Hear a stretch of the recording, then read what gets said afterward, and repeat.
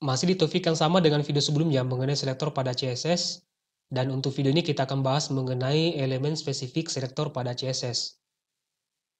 Sama seperti grup selektor ya, yang pernah kita bahas di video sebelumnya, bahwa elemen spesifik selektor ini merupakan penggabungan beberapa selektor yang bertujuan untuk membuat selektor lebih fokus lagi.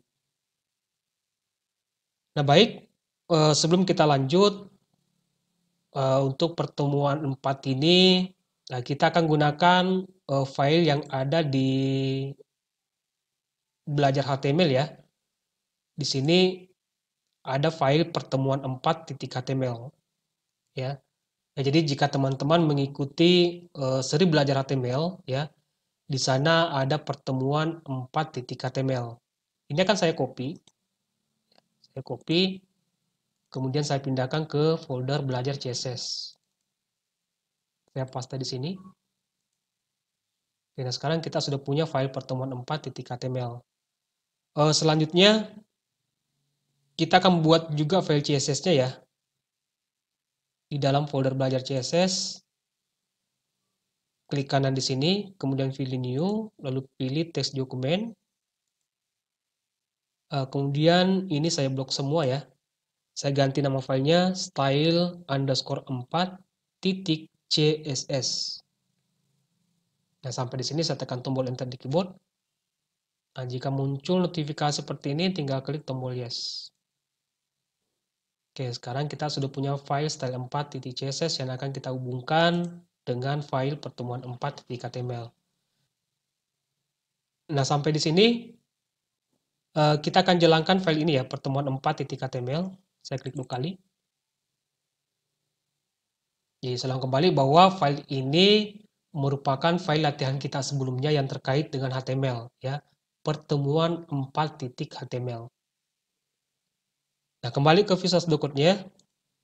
Nah, di sini kita lihat di Visual Studio Code sudah include file pertemuan 4 dan style4.css. Sekarang kita akan aktifkan file pertemuan 4.html dan style4.css. Ini saya klik, saya tarik ke sini.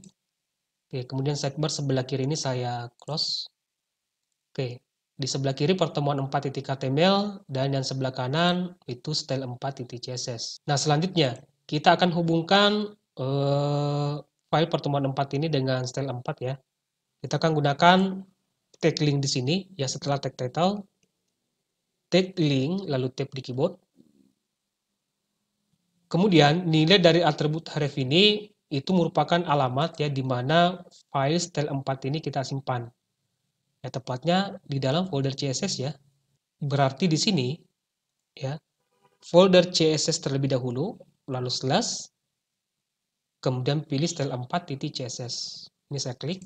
Oke, saya tutup kembali sidebar-nya. Oke, kita sudah koneksikan file CSS-nya dengan file HTML-nya. Sekarang kita akan masuk ke topik pembahasan kita mengenai elemen spesifik selektor pada CSS. Di dalam tag P ya, pada paragraf ini terdapat satu text site, ya, nilainya Nelson Mandela. Kemudian di dalam tag block out ini juga terdapat satu text site, ya, Muhammad Ali. Nah, sekarang yang akan kita lakukan di sini, ya, bagaimana jika text site yang ada di dalam tag P, ya, itu nantinya warna teksnya warna merah, kemudian text site yang ada di dalam tag block out ini itu warnanya warna biru. Nah, kita tidak bisa lakukan seperti ini ya. Jika di CSS-nya saya kasih selektor seperti ini, site, ya, lalu properti CSS-nya color, saya kasih warna merah, kemudian saya lihat hasilnya di web browser ya, saya refresh. Nah, maka semua text site, ya, dua-duanya warna merah, Nelson Mandela dan Muhammad Ali. Ya, padahal kita mau yang warna merah itu cuma text site yang ada di dalam tag P. Ya, yang ini nantinya warna biru. Nah, ini bisa saja kita atasi menggunakan kelas ya sebagai selektor. Nah, akan tetapi selama kita masih bisa menggunakan tag HTML sebagai selektor, maka gunakan tag HTML sebagai selektor CSS. Jika tidak ada cara lain, maka gunakan kelas. Nah, sebelum menggunakan elemen spesifik selektor, ya kita harus perhatikan elemen pembungkus dari tag atau selektor yang akan kita fokuskan. Ya, misalnya di sini kan text site ya target kita ya.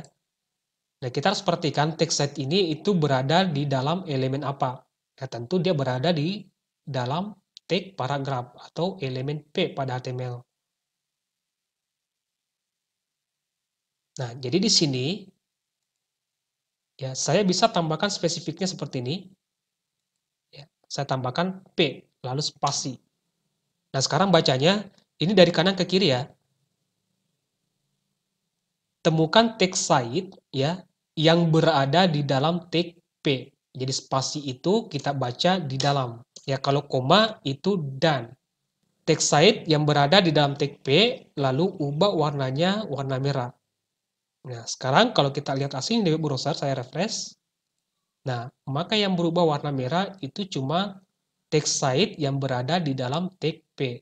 Ya, tanpa mempengaruhi text site yang berada di dalam block out. Begitu.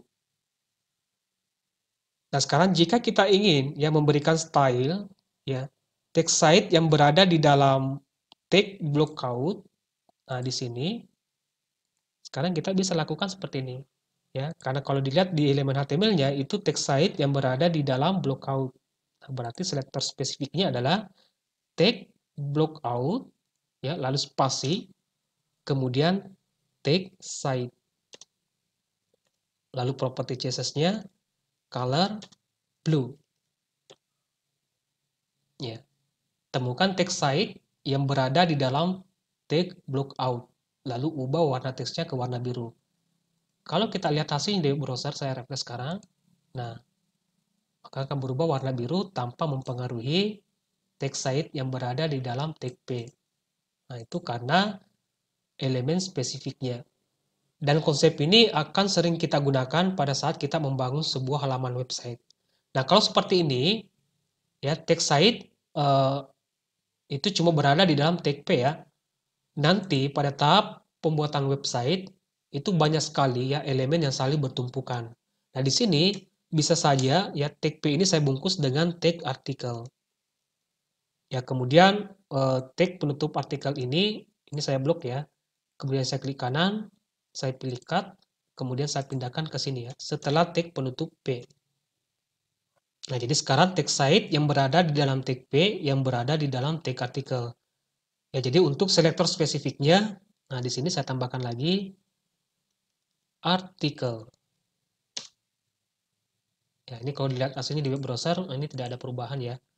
Nah, tapi minimal sekarang ya CSS sudah tahu bahwa selektor target kita itu berada di dalam tag P yang berada di dalam tag artikel.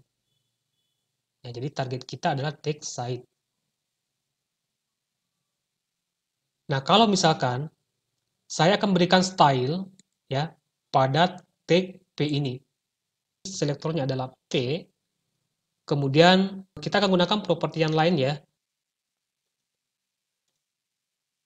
Ada properti pada CSS untuk mengubah ukuran huruf. Nama propertinya adalah font size. Ya, misalnya di sini font size-nya untuk paragrafnya saya naikkan 24 pixel. Ya, jadi satuannya adalah pixel ya. Ini akan kita bahas nanti ketika kita fokus mengenai properti pada CSS. Oke, jadi tag P ya. Kalau kita lihat di sini ada satu tag P ya. Kita lihat asli di browser. Maka semua teks yang dibungkus dengan tag P itu akan dinaikkan ukuran hurufnya sebanyak 24 pixel. Nah, di sini hati-hati ketika saya punya tag P lagi, tapi tag P-nya sekarang itu berada di luar tag artikel. Tag P, lalu saya gunakan lorem untuk paragrafnya. Ini saya enter supaya ada spasi sedikit. Kalau kita lihat hasil di browser, maka tag P tersebut itu akan kena ya pada properti ini. Font size 24 pixel. Nah, jika kita ingin lebih spesifik ya, kita hanya ingin ya yang 24 pixel itu cuma tag P yang berada di dalam tag artikel.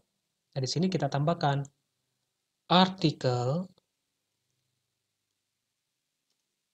Ya, ya temukan tag P ya yang berada di dalam tag artikel. Jika ketemu, maka ubah ukuran hurufnya sebanyak 24 piksel.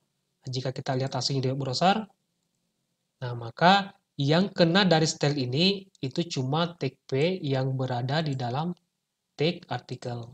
Dan tag P yang di sini ya itu tidak kena style dari font size ini. Ya kenapa? Karena tag P yang ini itu tidak berada di dalam tag artikel. Ya, tag P ini kita buat di luar daripada tag artikel ini atau sesuatu yang tidak berada di dalam tag artikel. Ya, jadi begitu mungkin mengenai elemen spesifik selektor pada CSS. Mudah-mudahan dipahami, semoga bermanfaat, dan sampai jumpa di video berikutnya.